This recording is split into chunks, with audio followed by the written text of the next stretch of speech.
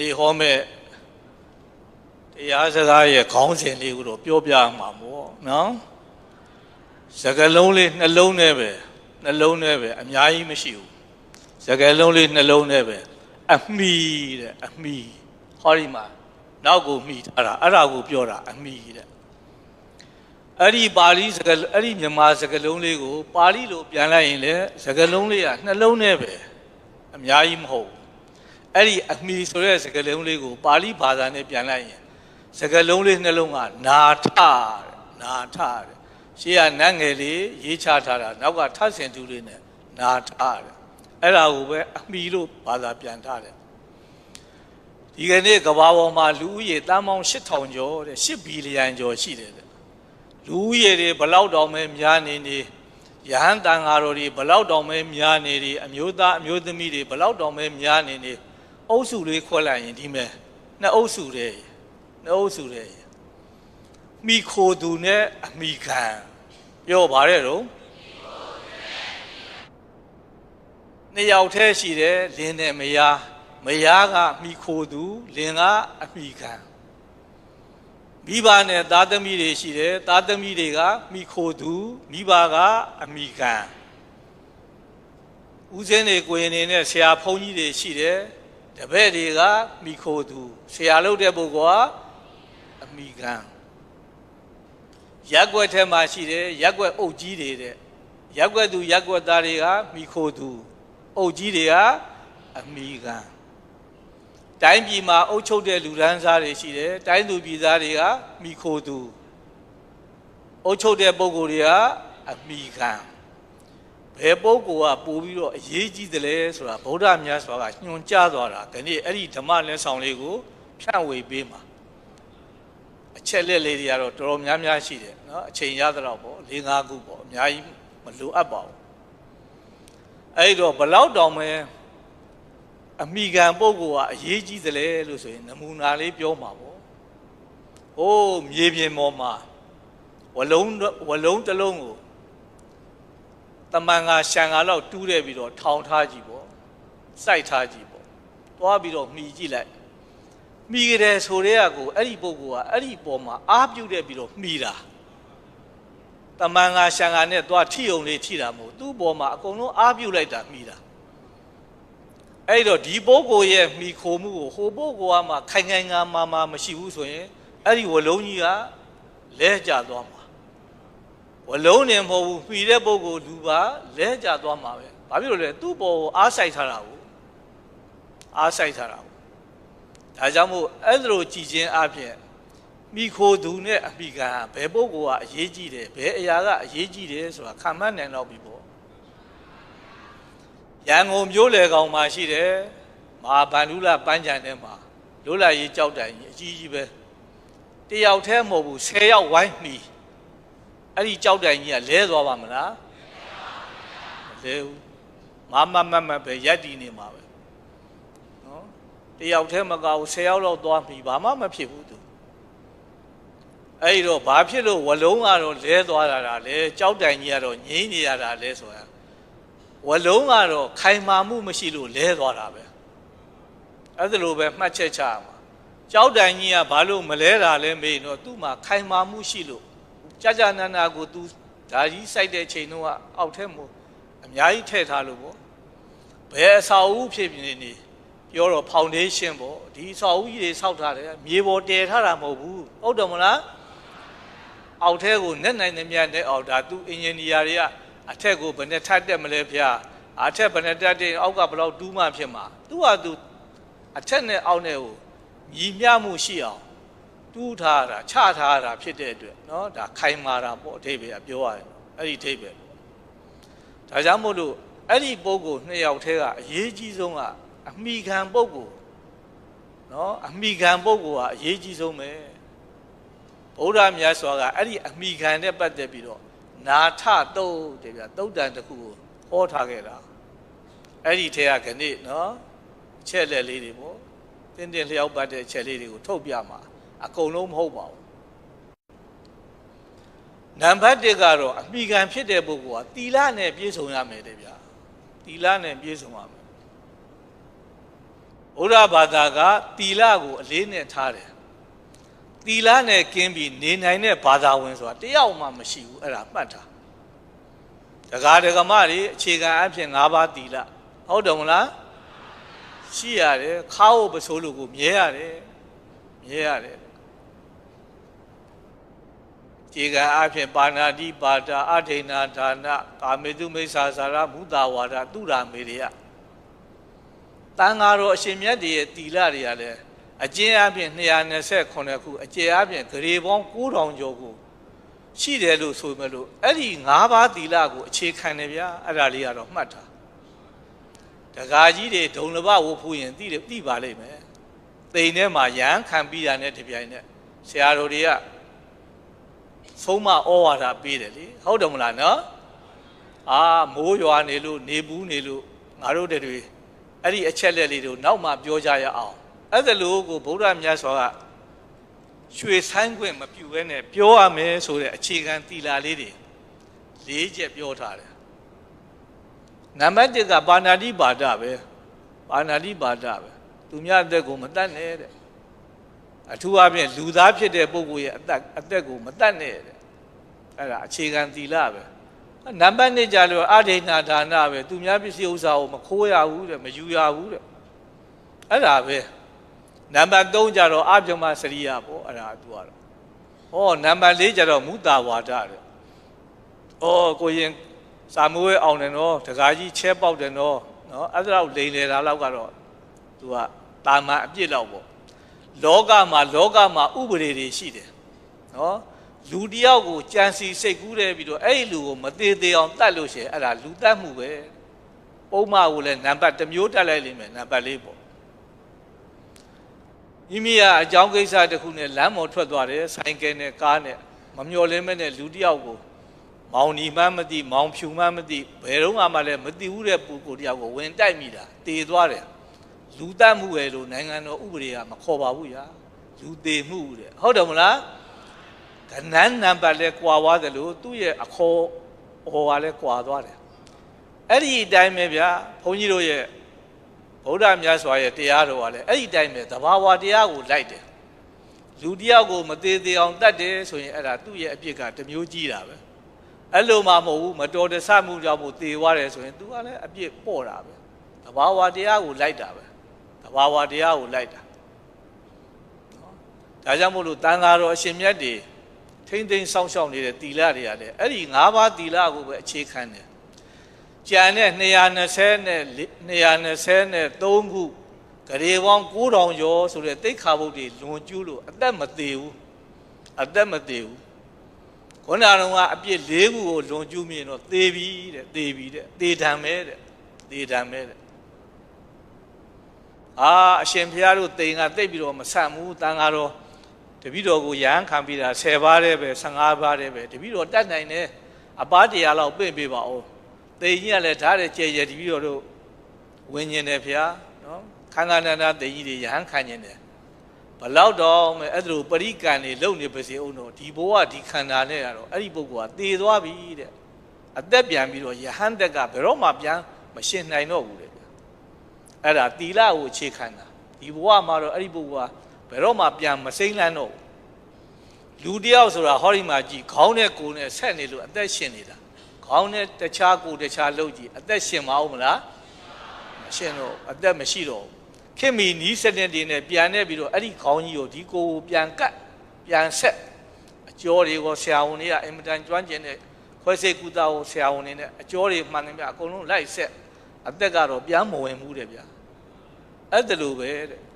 နော်ဒီသစ္စိန်တော်ပူရီတော်ဆိုတာခေါင်းပြတ်သွားတဲ့ယောက်ျားလိုပဲတဲ့နံပါတ်1ကိုဥပမာပေးထားတယ်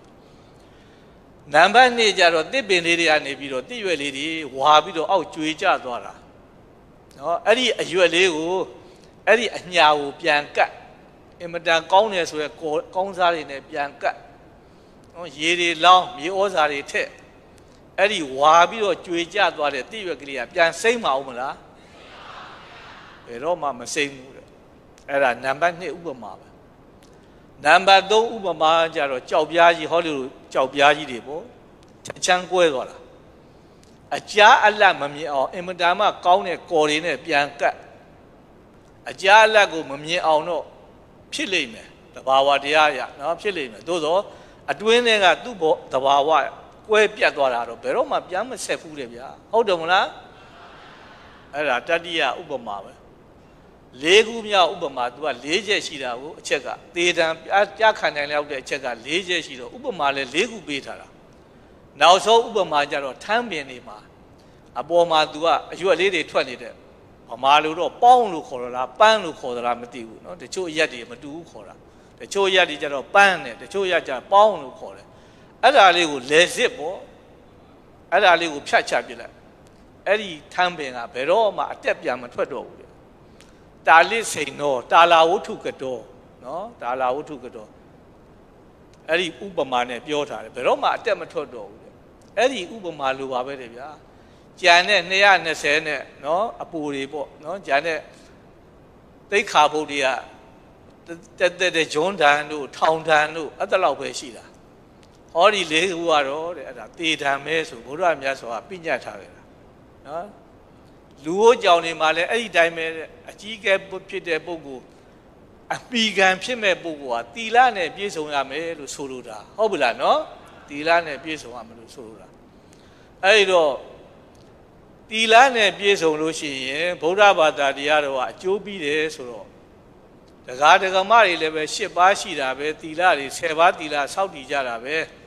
ဘာဖြစ်လို့ကိုရင်တွေဝင်ဝိုးရတာလဲဥစဉ်တွေဝင်ဝိုးရတာလဲလို့မေးစရာရှိလာတာပေါ့နော်ပါတိမောက္ခတံဝရတီလတဲ့1နံပါတ်1ချက်ကိုတီလ၄မျိုးอ่ะရှိနေတယ်အဲ့ဒီတီလ၄မျိုးကိုခေါင်းပေါ်ကသပင်အရှည်ကြီးနဲ့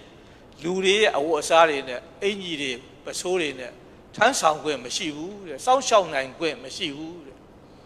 ဒါကြောင့်မို့လို့အဲ့ဒီတီလ၄မျိုးကိုထမ်းဆောင်တော့မယ်ဆိုလို့ရှိရင်ခေါင်းကိုလည်းရိပ်ရတယ်အဝတ်အစားကိုလည်းပြောင်းလဲပြီးတော့ဝတ်ရတယ်၄မျိုးပါတိမောက္ခတံဝရတီလတဲ့ခုနကပြောတဲ့220ခုနှစ်သွဲအကျေအပြင်ဂရေပေါင်း9000ကျော်သိက္ခာပုဒ်တွေကိုပြောတာပါတိမောက္ခတံဝရတီလဒကာဒကမတွေမြို့ထဲရွာထဲသွားအရေးကြီးလို့ပြေးကြလွှားကြဘာမှမဖြစ်ဘူးကိစ္စမရှိဘူးကိစ္စမရှိဘူးဒကာကြီးတွေရက်ွက်ထဲသွားဟိုဘက်အိမ်ကစားပြီးကြပြီလားဒီဘက်အိမ်ကအားလုံးကြတော့နေကောင်းကြလားအမေတွေပဲသွားလဲလူကြီးတွေပဲသွားလဲပြောသွားအဖိုးကနော်ငါတို့အပေါ်မှာအာယုံစိုက်တယ်နော်အာယုံထားတယ်ပေါ့လေသဘောကျကြတယ်ဘုန်းကြီးယဟန်တွေကအဲ့လိုသွားလှုပ်ကြည့်မတင်နေတော့ဘူးမလှုပ်ကောင်းဘူးမတင်နေတော့ဘူးဘုန်းကြီးကဘယ်နဲ့ဟာပါလိမ့်မပြောကျင်လို့သာကြည်နေရမယ်စိတ်ထဲကတော့မမိန်တော့ဘူးဘုန်းကြီးတမ်းနဲ့သင်္ကန်းကိုမတယ်ပြီးတော့ဟိုဘက်လှမ်းနှုတ်ဆက်လိုက်ဒီဘက်လှမ်းနှုတ်ဆက်လိုက်ဟိုဆိုင်ဘုတ်အော်ဖတ်လိုက်ဒီဆိုင်ဘုတ်အော်ဖတ်လိုက်မလှုပ်ကောင်းဘူးအိန္ဒရိယတံဝရတီလာတဲ့စောင့်ရှောက်ရမယ်ကိုရင်ပေါက်စာလေးကစပြီးတော့သင်္ကန်းတွေဖိုးရိုးဖားနဲ့ရွာထဲကိုပြေးလွှားနေကြည့်လို့မကောင်းတော့ဘူးအဲ့ဒါသူ့ရဲ့သင်္ကန်းအဝတ်ကြောင့်မို့ကြည့်မကောင်းတာပဲတခါကြီးတွေပြေးလေဘာမှဖြစ်ဘူးနောက်တစ်ခါပစ္စယတန်ဋိတိတတီလာတဲ့ဒကာကြီးတွေဒကမာကြီးတွေမှာအဝတ်စားတွေအများကြီးရှိတယ်အထူးအဖြင့်ဒကမာကြီးတွေပေါ့အနီးအပြားအဝါအစစ်အယောင်စုံတွေနဲ့ဘုန်းကြီးရန်နေအဲ့လိုမရှိဘူးလေတယောင်တည်းပဲ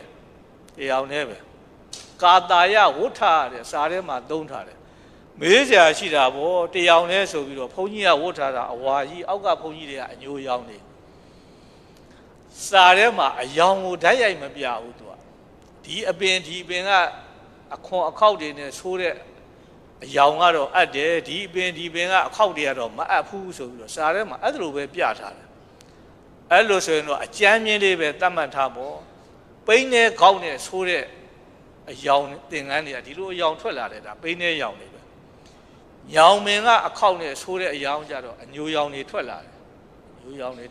နှစ်ယောင်ကာတာယဝဋ္ဌတဲ့ဖိုင်ရီစွန်းတဲ့အဝတ်လိုအဲ့လောက်ပဲသူကပြထားတယ်နော်တန်ဃာတော်ရှင်မြတ်တွေမှာဒီတယောင်တည်းပဲရှိတယ်ဒကာဒကမတွေဒကမာကြီးတွေအထူးသဖြင့်ပွဲလန်းသဘင်တွေရှိရင်မင်္ဂလာဆောင်တွေရှိရင်မင်္ဂလာခမ်းမတဲ့မင်္ဂလာဟိုတယ်တွေကိုအရင်ရောက်နေတဲ့လူကထိုင်နေပြီးတော့ဇပွဲကိုထိုင်နေပြီးတော့ဝင်လာတဲ့လူတွေအကဲခတ်တာပဲဟိုကောင်မဝင်လာတဲ့အဝတ်ကဘလောက်တန်တယ်နော်သူ့ဟာကြီးရမြနှစ်ပွဲသုံးပွဲရှိမှငါတွေ့နေတာတယောက်နဲ့တယောက်ထိုင်နေပြီးတော့အဲ့ဒါအတင်းတုပ်နေကြတာပဲ အဲ့ဒီအချိန်ကကိုအဲ့ဒါတွေကအကုသိုလ်တွေဖြစ်နေတာပဲသူတို့တွေမှာအဝတ်နဲ့ပတ်သက်ပြီးဘာတော့အကုသိုလ်တွေဖြစ်နေတာဘုန်းကြီးယဟန်နေပွဲလန်းသဘင်ရှိလို့ကိုတော့သင်္ကန်းကဘလောက်တန်တော့တပည့်တော်သင်္ကန်းကဘလောက်တန်တပားနဲ့တပားငင်းခုန်နေကြတာများကြားဦးရလားမသိဘူးဘာမှမရှိဘူးတရားနဲ့ပဲဘာမှလည်းပြောစရာမလိုဘူးပြောစရာလည်းမလိုဘူးအဲ့ဒါအဝတ်နဲ့ပတ်သက်ပြီးတော့တတ်မှတ်မှုတဏှာမဖြစ်အောင်ဗုဒ္ဓမြတ်စွာပြညတ်ထားခဲ့တာအဲ့ဒါပစ္စယတန်ဋိတိတသီလပေါ့ပစ္စည်းနဲ့ပတ်သက်ပြီးတော့နော်တတ်မှတ်မှုတဏှာမဖြစ်အောင်တန်ဃာတော်ရှင်မြတ်တွေမှာသင်္ကန်းတွေရလာတယ်နော်ဝါဆိုလဲရတာပဲကထိန်လဲရတာပဲသို့သောသင်္ကန်းကိုသုံးတယ်ပဲကိုယ်ပိုင်ဖြစ်နေထားရတယ်အခုအပေါ်ဝတ်ထားတာဧကတိကိုယုံခါမှာဝတ်ထားတာသင်ပိုင်ခါဝတ်ဩနှစ်ထပ်သင်္ကန်းဆိုတာရှိတယ်တိမ်ထဲမှာယဟန်ခံရင်ပါတယ်လေဟုတ်တယ်မလားပရိပုံဏံတိပတ္တစီဝရံဆိုတာမင်းတပိတ်တစ်လုံးနဲ့သင်္ကန်းသုံးတယ်ပြည့်စုံမလားအဲ့ဒီသင်္ကန်းအဲ့သုံးတယ်ပဲကိုယ်ပိုင်ဖြစ်နေထားကောင်းတယ်ဒကာဒကမတွေကိုယ်ပိုင်နေအများကြီးပဲနော်ဗီယိုတွေတဲ့ထက်တစ်တာတွေတဲ့ထက်နာဘုန်းကြီးရန်တွေကိုယ်ပိုင်ဒီသုံးတယ်ပဲထားကောင်းတယ်အဲ့တော့မေးစရာရှိလာပေါ့စောရကတက်စရာရှိလာတာပေါ့တပည့်တော်တို့အရှင်ဘုရားတို့လှူလိုက်တာသင်္ကန်းတွေအများကြီးပဲဗျာကထိန်လဲလှူဝါဆိုလဲလှူအဲ့ဒါတွေအရှင်ဘုရားတို့ကိုယ်ပိုင်မဟုတ်ဘူးလားဘယ်ဟုတ်လိမ့်မလဲရလာတယ်ကိုရင်သိမ့်လိုက်စမ်းဦးစင်းသိမ့်လိုက်စမ်းမလို့ကောင်းဘူး10ရက်ပဲရှိထားခွင့်ရှိတယ်ကိုကအလုပ်တွေရှိနေလို့10ရက်ကတော့ဗုဒ္ဓမြတ်စွာခွင့်ပြုထားပါတယ်အံဩစရာသိကောင်းတာဗုဒ္ဓမြတ်စွာပြညတ်သွားတဲ့သိခါဘုဒ္ဓရာမလိုက်နာစရာအကြောင်းဘာမှမရှိဘူးနော်ထွက်ပေါက်လေးတွေပေးထားတာရှိတယ်မူလပြညတ်တယ်နည်းနည်းလေးခပ်ပြင်းပြင်းလေးပြညတ်လိုက်တာပေါ့အနုပြညတ်တယ်နည်းနည်းလေးဟိုထွက်ပေါက်လေးတွေပေါ့ပေးထားတာလေးတချို့ကြလဲ3မျိုးရှိတာပေါ့လေ3မျိုးပေါ့တချို့ကြလဲနည်းနည်းတင်းကျပ်ပြလိုက်တယ်နော်အမြဲတမ်းဒီဘက်ခေတ်တွေမှာတွေ့လိမ့်မယ်ပေါ့ပုံမှန်နံပါတ်1ဆိုရင်ထုတ်လိုက်တာပဲနံပါတ်1ဘာမလုပ်ရဘူးဆိုနောက်ဟိုကလာပြောလို့ချိုရင်းရလေးရှိလာပြီဆို1ကာကြီးထည့်ပြန်ရောအောက်ကဟိုတယောက်ကနောက်ကလာပြောလို့ထည့်အောင်မယ်ဆို1ခါခွေးနဲ့အဲ့လိုပုံစံမျိုးလေးတွေအနုပညာသုံးထားတာရှိတယ်ဗုဒ္ဓမြတ်စွာရဲ့ဥပဒေတွေဒီဘက်ခေတ်ကလူတွေက1ကာကြီးခါခွေးခန်းငယ်ရအခုမှသုံးတာပါဗုဒ္ဓရဲ့သိက္ခာပုဒ်တွေပညာချက်တွေကလွန်ခဲ့တဲ့နှစ်ပေါင်း2500ကျော်တည်းကဟုတ်တယ်မလားတကယ်ဥပဒေပညာရှင်ပဲဗုဒ္ဓမြတ်စွာဆွဲသွားတဲ့အဲ့ဒီ229သွဲဆိုသိက္ခာပုဒ်တွေကိုလိုက်ကြည့်ရင်အာဝန်းစာသိကောင်းတာဗုဒ္ဓမတ်တင်ညူတဲ့မြတ်စွာဘုရားရှင်ရဲ့အလိုတော်ကိုသိတယ်ဆိုတဲ့အထက်ကရာဆရာတော်တွေဘုရားပြိဋိဘံစံပြီးအနှစ်900ကြာမှအဲ့ဒါတွေရေးတာရေးတော်လည်းပဲသူတို့တွေရေးသွားတဲ့တကယ်အချက်လက်တွေကဘာမှရေးပတ်လို့မဝင်နိုင်ဘူးဘယ်နေရာလေးကတော့လိုးနေတာတဲ့အမလေးသွားမလုံနဲ့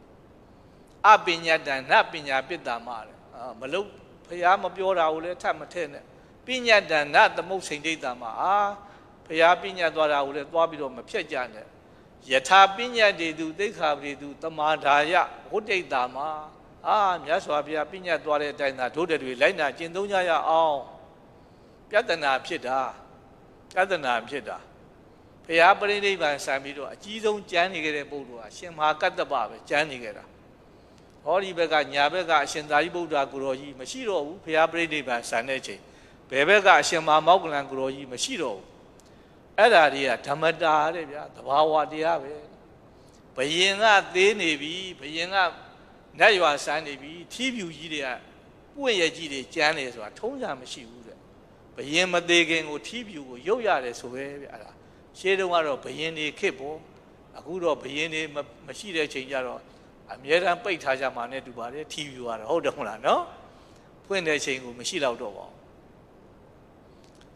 အဲ့တော့အဲ့ဒီသဘာဝအတိုင်းပဲတဲ့ဘုရားပြိဋိဘံမဆန်ခင်မှာအဲ့ဒီလက်ဝဲရံလက်ရရံတွေကပြိဋိဘံဆန်ရတယ်ဗျာဒါကြောင့်မို့ဗုဒ္ဓမြတ်စွာပြိဋိဘံဆန်တဲ့ချိန်မှာတစ်ပါးကမရှိကြတော့ဘူးရှင်မဟာကတ္တပကအကြီးဆုံးဖြစ်နေတာအဲ့တော့အရှင်အာနန္ဒာကဗုဒ္ဓရဲ့ကိုရေးအရာရှိ PA ပါစင်တဲ့ assistant ဆိုတာသူ့ရဲ့ကိုရေးအရာရှိကျောင်းထဲကိုဝင်လာတယ်အမလီဖယားမြကိုယ်တိုင်အရင်ဆုံးသွားတွေ့ရလိမ့်မယ်မထင်နဲ့အရှင်အာနန္ဒာနဲ့တွေ့ရတာအရှင်ဘုရားတပည့်တော်တို့ဖယားဖူးခြင်းလို့ပါဗျာနေအောင်မြ7 နာရီကနေခုတစ်ချက်ဖယားကကျင်းတော့မတွေ့ရသေးဘူးဟုတ်တယ်မလားနော်အဲ့လိုပုံစံမျိုး ဟာခဏဆောင်ကြအောင်ဗုဒ္ဓမြတ်စွာကတထေးကြီးဘယ်အိမ်ကိုကြွသွားတယ်ဆွမ်းသားကြွသွားတယ်အရှင်အာနန္ဒာနဲ့အရင်တွေ့ရတယ်အဲ့တော့ဒီအချက်လက်တွေကိုလည်းဗုဒ္ဓမြတ်စွာကပရိနိဗ္ဗာန်စံဃာနီးကာလမှာတခြားပုဂ္ဂိုလ်တွေမှားမသွားဘူးဗျအရှင်အာနန္ဒာကိုပဲမှားသွားတာငါမရှိတဲ့နောက်မှာမင်းတို့တွေဟောဒီမှာ9ခုရှိတယ်အာဘတ်တွေအမျိုးအစား9ခုအဲ့ဒီထဲကအသေးဖွဲအာဘတ်လေးတွေမင်းတို့တွေပယ်မြစ်ခြင်းဟိုဖယ်ခြင်းဖယ်ကြပေါ့ကွာမလိုက်နာခြင်းလည်းနေနိုင်တယ်ဟိုကြိုက်တယ်လို့လုံးကြပေါ့ခုတ်တာနုခုတ်တကလို့သုံးထားတယ်ခုတ်တာဆိုတာငဲတာအနုခုတ်တကဆိုတာပို့ပြီးတော့ငဲတာဆိုတာတော့အပြစ်သေးတယ်ပို့ပြီးတော့အပြစ်သေးတဲ့အပြစ်ကလေးတွေကိုအာပါလေးတွေဖယ်ခြင်းဖယ်ကြပေါ့ဗုဒ္ဓမြတ်ဆိုတာဒီလောက်ပဲမှာခဲ့တာအရှင်အာနန္ဒာကမမေးမိဘူးဗျာအဲ့ဒီ9ခုတည်းကဘယ်ဟာကခုတ်တာဘယ်ဟာကအနုခုတ်တကတော့ဘယ်ဟာကအသေးတော့ဘယ်ဟာကပို့ပြီးတော့သေးတာတော့ဆိုမလျှောက်မိဘူးတဲ့မလျှောက်မိဘူးမလျှောက်မိတော့တန်ဃာတော်အရှင်မြတ်တွေကအကုန်လုံးကိုယ်အယူဆကိုပြောကြတော့တာပေါ့ဗျာတချို့ကလည်းခုနက၄ခုကိုချအကုန်လုံးခုတ်တာပဲအကုန်လုံးအသေးပဲသူတို့က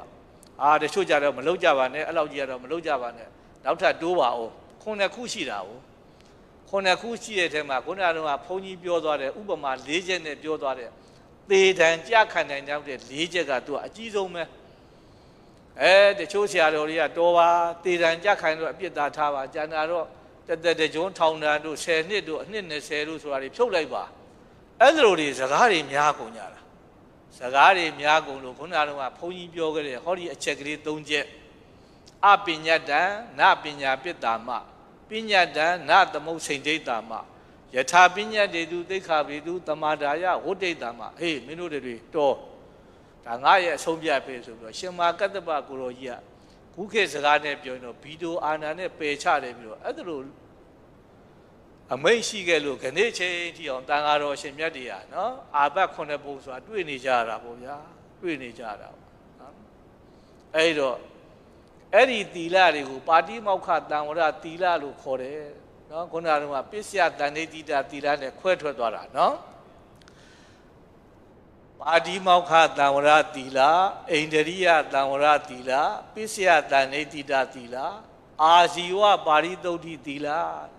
တန်ဃာတော်ရှင်မြတ်တွေဟာလဲလောက်တာလည်းမရှိဂုံသွယ်တာလည်းမရှိဝန်ထမ်းလောက်တာလည်းမရှိ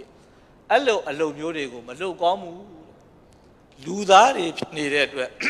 လိုအပ်တယ်စားเสียဟောတပိတ်လေးတစ်လုံးရှိတယ်တပိတ်လေးပွေ့ရွယ်ပြီးတော့ဆုံးခံထွက်သွားလောင်းညမှာလူကြမှာလုံလောက်ပြီးစားเสียဟုတ်တယ်မလားဝတ်เสียတဲ့ဒကာဒကမတွေကအခုခေတ်ကတော့လှူးနေကြပါပြီဂါပတိစီဝရဆိုတာဗုဒ္ဓမြတ်စွာတော့အဲ့ဒါတွေကိုတင်းကျပ်သေးတယ်ပန္တုကူလာစီဝရဆိုတာပြညတ်ထားခဲ့တာနော်ပြောရမယ်ဆိုရင်တော့ပန္တုကူလာစီဝရဆိုတဲ့သင်္ကန်းမျိုးကအာဝဇ္ဇာသိကောင်းတယ်ဒကာဒကမတွေကသူတို့ရဲ့အဝတ်တွေဟောင်းနှွမ်းသွားပြီမဟုတ်ချင်တော့ဘူးဆိုအမိုက်ပုံကိုသွားပြစ်တာအဲ့ဒါတန်ဃာတော်ရှင်မြတ်တွေကအိတ်လေးတစ်လုံးလွယ်တဲ့ပြီးတော့အိတ်ကလည်းတခြားအိတ်မဟုတ်ဘူးသင်္ကန်းကိုချုပ်ထားတဲ့သင်္ကန်းအိတ်ပဲ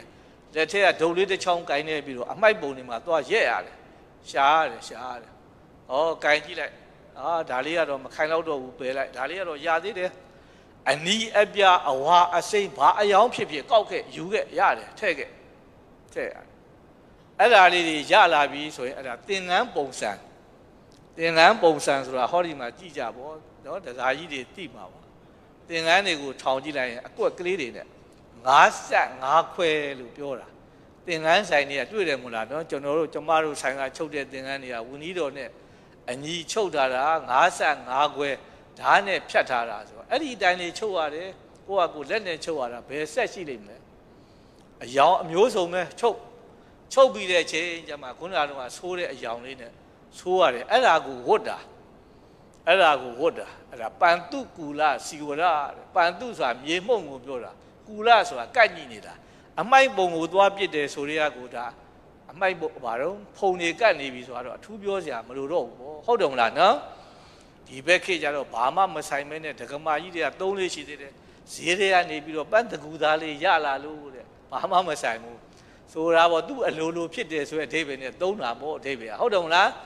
သူ့ပယောကမပါဘဲနဲ့သူ့အလိုလိုသေးနေတဲ့အသားလေးတွေသူတွေ့ခဲ့လို့ဝယ်ခဲ့တယ်ပေါ့လေ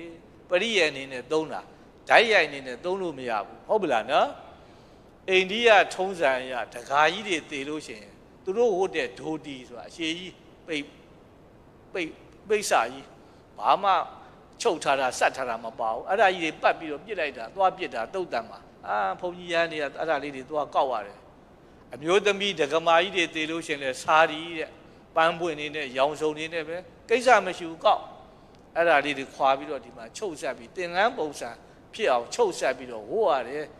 အဲ့တော့ဒီတိုင်းကတော့ဝတ်ခွင့်မပေးဘူးဆေးဆိုးရတယ်လေကာတာယဝတ်ထားတယ်တမျိုးမျိုးနဲ့ဆေးဆိုးဝတ်ကောင်းတယ်တဲ့အဲ့ဒါကိုပန္တုကူလစီဝရလို့ခေါ်တဲ့ဗျာအံ့ဩစရာကောင်းတဲ့တစ်ချက်ကတော့ဗုဒ္ဓမြတ်စွာ35နှစ်မှာဖျားဖြစ်တာဟုတ်တယ်မလားအနှစ်20တိုင်55နှစ်ထိအောင်သူကိုယ်တိုင်လည်းအဲ့လိုသင်္ကန်းမျိုးပဲဝတ်တယ်ပန္တုကူလစီဝရကိုတန်ဃာတော်ရှင်မြတ်တွေတပည့်သားမြေးတွေကိုလည်းအဲ့ဒီသင်္ကန်းကိုပဲခွင့်ပြုတာဂဟပတိစီဝရလို့ခေါ်တဲ့အခုဒကာဒကမတွေအစဉ်သင့်ချုပ်ဆိုးပြီးတော့လှူးနေတဲ့သင်္ကန်းမျိုးအဲ့ဒီအချိန်မှာမပေါ်သေးဘူးမရှိသေးဘူးတခုတည်းပဲပန္တုကူလစီဝရပဲဒါပဲအမားတော်ကြီးစီဝကလူနာတယောက်ကိုသေကောင်ပေါင်းလဲဖြစ်နေတဲ့ဒကာလူနာတယောက်ကိုကုပေးလိုက်တော့လူနာကကျေးဇူးတင်တာပေါ့ကျေးဇူးတင်တော့ကဲဆိုပြီးတော့ဆရာဝန်ကြီးကိုလာတဲ့ပြီးတော့ဟိုးအနောက်တိုင်းဖြစ်ပေါ့သူတို့ခေတ်ကတော့ခေါမတို့ရောမတို့ဂရိတို့ဘက်ကနေမှာပေါ့ဒီမေခေတ်ကျတော့ပါကစ္စတန်တို့အာဖဂန်နစ္စတန်တို့အီရန်တို့အဝတ်အထည်အကောင်းတွေခဏချိန်ကြီးအဲ့နိုင်ငံတွေကထွက်တုံးမယ်ရှေးတုန်းကများဘုန်းကြီးတို့ငယ်ငယ်တုန်းကအမလေးမှိုင်းလုံးကော်စောဆိုတာတွေ့ဘူးလိမ့်မယ်နော်အယောင်တောင်မပြတ်ဘူးအဲ့ဒါအီရန်တို့ကနေထွက်တာပဲအဝတ်အထည်ကောင်းတွေအဲ့ဒီဘက်နိုင်ငံတွေကထွက်တာအဲ့ဒီဘက်ကနေလာတဲ့အဝတ်အထည်လေးရတော့ကင်ကြည့်တယ်လေငါတော့မို့ငါနဲ့ဝတ်လို့တော့မတော်တော့ပါဘူးအဝတ်ထည်လေးကကောင်းတော့တာဘသူများဒီဟာဝတ်နိုင်တဲ့ပုဂ္ဂိုလ်ထိုက်တန်တဲ့ပုဂ္ဂိုလ်ဘသူရှိပါလဲလိုက်ဆန်းလိုက်တော့ဗုဒ္ဓမြတ်စွာကိုသွားမြင်တာပေါ့ဗျာမြင်တော့သွားပြီးတော့လှူတဲ့ချိန်ကစပြီးတော့ဗုဒ္ဓမြတ်စွာကအနုဇာနာမိဘိက္ခွေဂဟပတိစီဝရ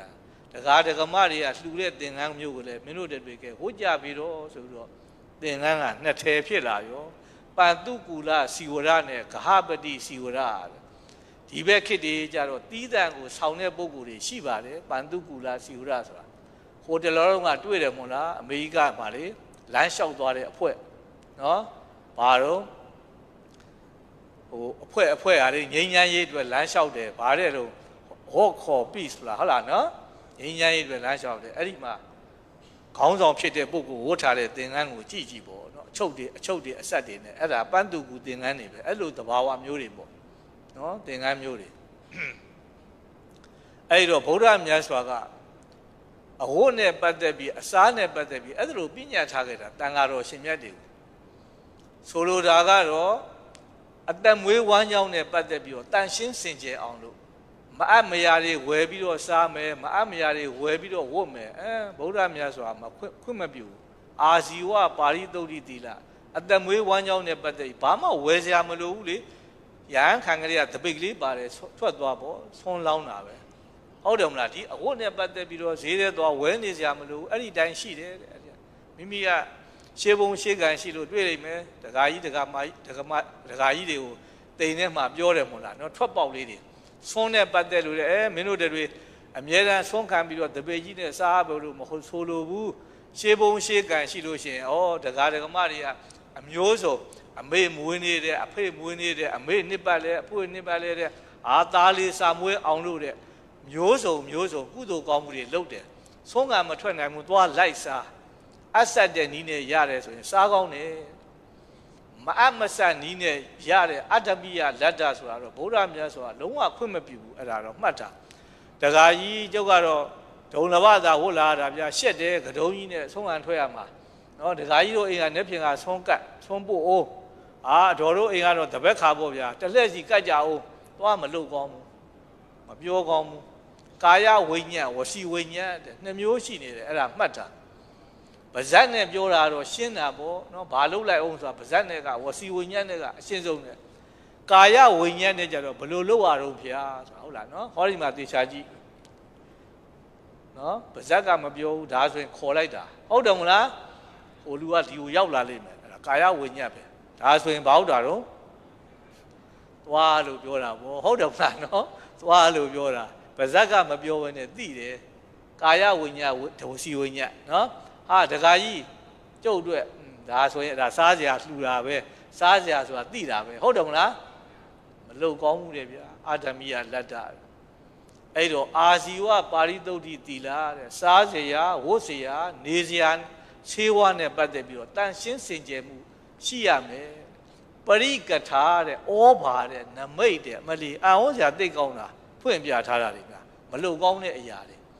တကားကြီးတွေလာနေပြီးပိုက်ဆံရှိတဲ့တထေးတွေလာနေပြီးတော့ကိုကသွားတယ်ပြီးတော့ပေါက်ပြားကြီးကင်နေပြီးတော့မြေကိုပေါက်တာအရှင်ဘုရားဘာလုပ်တာတော့ဘုရားအာမင်းတို့တွေတိုက်နေနေတယ်မလားကွာဟုတ်တယ်အာငါတို့လည်းပဲတိုက်နေနေမလို့စောင့်နေတာအာအရှင်ဘုရားမလုံနဲ့ဘုရားတပည့်တော်တို့စောင့်မယ်ဟိုတကားကိုမျှခေါ်တာလုံးဝမလုံကောင်းဘူးပရိကထာတဲ့ဩဘာတဲ့နမိတ်တဲ့အမလီနော်သူဓာတ်ခွဲထားတာလေးရှိတယ်အမလီနော်မလုံကောင်းတဲ့အရာတွေတန်ဃာတော်ရှင်မြတ်တွေမှတ်ထားကြပေါ့အဲ့ဒါလို့သီလကိုစင်ကြယ်အောင်နေနိုင်လို့ရှိရင်တဲ့နိဗ္ဗာန်နဲ့ပိုနီးတယ်တဲ့ဦးဇင်းတို့ကိုရင်တို့ပတ်ကြပြီတော့တက္ကဒကမတွေကနိဗ္ဗာန်ကိုရောက်ဖို့အတွက်9မိုင်လောက်လိုသေးတယ်ဆိုဦးဇင်းတို့ကိုရင်တို့ကတော့10မိုင်လောက်ပဲလိုတော့တယ်ဘာဖြစ်လို့ဦးဇင်းကိုရင်တွေကနီးနေရတာလဲမေးတော့အဲ့ဒီသီလကွာသွားတာပဲစတုပါရိသုဒ္ဓိသီလလို့အဲ့ဒီသီလ၄မျိုးကိုသုံးထားတယ်ပါတိမောက္ခတံဝရသီလအိန္ဒရိယတံဝရသီလပိစ္ဆယတဏိတိတသီလအာဇီဝပါရိသုဒ္ဓိသီလဒကာဒကမတွေအဲ့ဒီသီလ၄မျိုးကိုထိမ့်သိမ်းစောင့်ရှောက်ခြင်းလို့ထိုင်ပြီးတော့ငိုးနေကြအိုးခေါင်းမောကသပင်မှမပယ်ပဲနဲ့အဝတ်အစားကိုမှမပြောင်းလဲပဲနဲ့ထမ်းဆောင်ခွင့်မရှိဘူးတဲ့ဗျာအဲ့ဒါမှတ်ထားကြပြီတော့ပေါ့ဟုတ်တယ်မလားနော်ဒါကြောင့်မလို့အမိခံဖြစ်မဲ့ပုဂ္ဂိုလ်သူများရဲ့မိခိုသူဖြစ်မဲ့ပုဂ္ဂိုလ်ကနံပါတ်1သီလနဲ့ပြည့်စုံရမယ်အဲ့ဒါမှတ်ထားကြပြီတော့အဲ့လိုသီလနဲ့ပြည့်စုံမှလည်းပဲလွတ်လပ်ရေးကြောက်တိုင်ကြီးနဲ့အလားတူမယ်အရာလေးမျက်နှာအရာရှင်းမျက်နှာကဘသူတွေလားပြီးနေတယ်အဲ့ကြောက်တိုင်ကြီးကလဲပါမလားမလဲဘူးဝလုံးလေးထောင်ထားသလိုခနော်နီခနော်နဲ့ဆိုရင်တော့အများကြီးမဟုတ်ဘူးတယောက်တည်းသွားမိတာနဲ့မြေပြင်ပေါ်ဂျွန်းဆိုင်ပြီးကြာသွားမှာပဲဟုတ်တယ်မလားနော်နံပါတ်1သီလနဲ့ပြည့်စုံရမယ်နံပါတ်2တဲ့လောကရေးဓမ္မရေးမှာကျွမ်းကျင်ရမယ်တဲ့ဗျာအမိခံဖြစ်မဲ့ပုဂ္ဂိုလ်ကလောကရေးဓမ္မရေးလောကရေးဆိုတာဓာတ်ရိုက်ပြောတော့လောကီနယ်ပယ်ပေါ့ဓမ္မရေးကြတော့လောကုတ္တရာနယ်ပယ်ပေါ့အဲ့လိုပဲပြောလိုက်ကြပါစို့ကျွမ်းကျင်မှုရှိရမယ်လိုအပ်တယ်တဲ့ကျွမ်းကျင်မှုလိုအပ်တယ်တဲ့နော်နမူနာလေးတစ်ခုထုတ်ပြမယ်အင်းဝခေမဟုတ်ပါဘူးကုန်းပေါင်ခေမှာသာသနာပိုင်ဆရာတော်ကသေရောပြန်တော်မူရောအဲ့ဒီနေရာကိုဘယ်ပုဂ္ဂိုလ်ဖြစ်ထိုက်တယ်လဲလို့တစ်ပြေးတာပေါ့လေတစ်ပြေးတာပေါ့ဆရာတော်ဥပုပ်တဲ့ဆရာတော်ဥပုပ်တဲ့ဘုတ်အစဘုတ်အလဲဘုတ်အဆုံးတဲ့ဘုတ်အစဆိုတာဗုဒ္ဓမြတ်စွာဘုရားကိုပြောတာဘုတ်အလဲဆိုတာခုနကဘုန်းကြီးပြောခဲ့တဲ့သာသနာတက္ကရာအနှစ်900လောက်မှာပေါ်လာတယ်အရှင်မဗုဒ္ဓဂေါတမထေရဒုတိယကဘုတ်အဆုံးဆိုတာအခုဆရာတော်ဥပုပ်ကိုပြောတာဆရာတော်ဥပုပ်သူ့ရဲ့ဘွဲကတော့စက်ကိန္ဒတဲ့ဥစက်ကိန္ဒဗဒ္ဒန္တစက်ကိန္ဒဗဒ္ဒန္တဆိုတဲ့စကားလုံးလေးကိုမှတ်ထားကြအောင်တချို့ဒကာဒကမတွေကဘာမှမသိဘဲနဲ့ကျိုးတို့ဆရာတော်ကြီးကဗဒ္ဒန္တဘွဲရတယ်ဗျာလို့ဆိုတဲ့ဘာသာရေးနဲ့ပတ်သက်ပြီးအဲ့လောက်အသိဉာဏ်ရှိတဲ့ဒကာဒကမတွေကရှိသေးတယ်မှတ်ထားဗဒ္ဒန္တဆိုတာဘာဘွဲမှမဟုတ်ဘူးဥတို့အရှင်တို့ကိုခေါ်တာပါဠိလိုခေါ်တာဟုတ်တယ်မလားဥစက်ကိန္ဒလို့မခေါ်ခြင်းလို့ဗဒ္ဒန္တစက်ကိန္ဒအရှင်စက်ကိန္ဒလို့မခေါ်ခြင်းလို့ဗဒ္ဒန္တစက်ကိန္ဒလို့အဲ့လိုခေါ်တာနိုင်ငံတော်ကကတ်တဲ့ဘွဲကြီးများဗဒ္ဒန္တဘွဲကြီးများရထားတဲ့ထင်းမေရနေအောင်တချို့ဒကာဒကမတွေကလူရှိသူရှိအဲ့လိုဟောင်းပွားနဲ့ပြောတတ်သေးတယ်နော်တိတဲ့ဘုံကြီးရန်တွေကအသာလေးကြိတ်ရင်းနေကြတာပေါ့ဟုတ်တယ်မလားနော်မလောက်ကြနဲ့အဲ့ဒါလဲဘာသာရေးဘုဒ္ဓဓမ္မရေးနဲ့ပတ်သက်ပြီးအဲ့ဒီဘုဒ္ဓလည်းရှိရမယ်ဟုတ်တယ်မလားနော်အဲ့ဒီတော့သာသနာပိုင်ဆရာတော်ကပြန်တော်မူသွားတော့နေပြည်တော်မှာစာအတတ်ဆုံးကအဲ့ဒီဆရာတော်ဥပုပ်ပေါ့စာတတ်တဲ့ပြင်သူ့ကိုကိုးဝယ်တာကအဲ့ဒီချိန်တော့နမ်းမတော်မေနုတဲ့ဗျမိဘရဲ့ခေါင်ကြီးဟုတ်တယ်မလားနော်ဘယင်ကစကိုင်းမင်းဘာကြီးတော်တဲ့စကိုင်းမင်းနဲ့ဖန်နှန်းရှင်တဲ့သူ့ခေါ်တာတယောက်တည်းရဲ့ မင်းတို့မင်းရဲ့အဖေရဲ့အကိုတော်တယ်မင်းတို့ရဲ့အဖေကတာယာဝတီမင်းနဲ့တာယာဝတီမင်းနဲ့စကိုင်းမင်းကညီကိုအရင်ဒါကြောင့်မို့သူ့ကိုမင်းတို့မင်းရဲ့အဖေကနေထောက်တယ်ပြီးတော့ဘာကြီးတော်လို့ခေါ်တာအဖေရဲ့အကိုကဗမာနီးနဲ့ခေါ်ရင်ဘာကြီးလို့ခေါ်ရတယ်ဟုတ်တယ်မလားဗမာအခေါ်တွေကခေါ်လိုက်တာကြည်တာနဲ့ကိုသူကဘာတော်တယ်ဆိုတာသိတယ်အဲ့ဒါမှတ်ထားဘာတော်တယ်ဆိုတာသိတယ်ဦးလေးဆိုရင်ဒါအမေရဲ့မောင်အငယ်ဦးကြီးဆိုရင်အမေရဲ့အကိုဘာကြီးဆိုရင်အဖေရဲ့အကိုအကြီးအကိုဘာတွေဆိုရင်အဖေရဲ့ကြီးအခေါ်ကိုကြည့်လိုက်တာနဲ့ဗမာအနီးကသိတယ်ဘာတော်တယ်ဆိုတာဟုတ်တယ်မလားအင်္ဂလိပ်နီးကတော့ဘာမှမသိဘူးဗရာသာတဲ့အကိုမှမသိညီမှမသိစစ်စတာတဲ့ဟုတ်တယ်မလားနော်အကြီးမှမသိအငယ်မှမသိနဲ့သူတို့မှအဲ့လိုရှိတာဗမာနီးကတော့အခေါ်နဲ့ကိုသိတယ်ဗျသိနိုင်တယ်နော်ဒါကြောင့်မလို့သူကဘာကြီးတော်ကသူ့ရဲ့မိဘရဲ့ခေါင်းကြီးကနမ်းမတော်မယ်နုဆိုတာမျိုးရိုးလေးတော့နည်းနည်းပြောအောင်မယ်တော့ချောင်းရိုးမြောင်းရိုးသာတိမ်ကောတာလူရိုးမျိုးရိုးကမတိမ်ကောဘူးဆိုတဲ့စကားလုံးတွေကြားဘူးတယ်မဟုတ်လားအမလီအဲ့ဒါမှတ်ထားဗမာသမိုင်းကြောင်းမှာမှွေသွားကြတာအဲ့ဒီနမ်းမတော်မယ်နုအမျိုးတွေပဲနမ်းမတော်မယ်နုအမျိုးတွေ